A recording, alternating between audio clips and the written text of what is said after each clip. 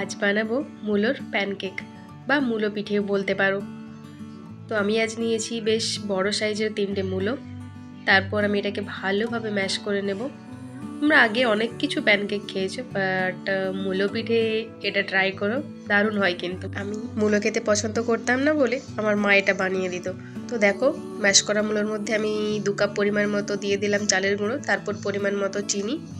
তো এটাকে ভালোভাবে মাখিয়ে নেব প্রথমে। তারপর ওর মধ্যে একটু জল অ্যাড করতে হবে যেন থকথকে একটা ব্যাটার হয়। তো এটাকে ভালোভাবে মাখিয়ে নিতে হবে, এর মধ্যে যেন কোনো রয়ে না যায়। তো লাস্টে নুন দিয়ে এটা ভালোভাবে মাখিয়ে নিলাম।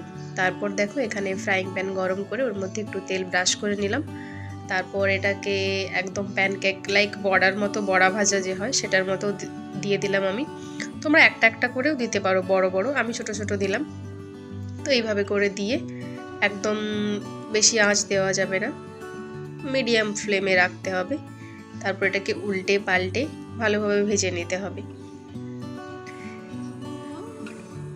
মূলো দিয়েও যে এত সুন্দর একটা জিনিস জাস্ট 10 মিনিটে বানানো যায় সেটা কিন্তু ভাবতেই পারবে না খাওয়ার সময়।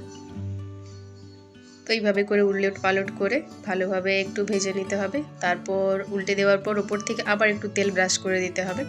আর খুব কম হেলদিও হয়, কারণ তেল বেশি লাগে না, একদমই অল্প তেলের মধ্যে এটা হয়ে যায়। তো আমার হয়ে গেছে প্রথমবার, তো আমি আবার একবার এটা করে নেব। তো এইভাবে করে তোমরা নিশ্চয়ই ট্রাই করো, আর ট্রাই করে আমাকে জানিও এটা খেতে কেমন হয়েছে। আর ভিডিওটা শেষ পর্যন্ত দেখতে কিন্তু ভুলো না। চলো টাটা, দেখা হবে পরের ভিডিওতে।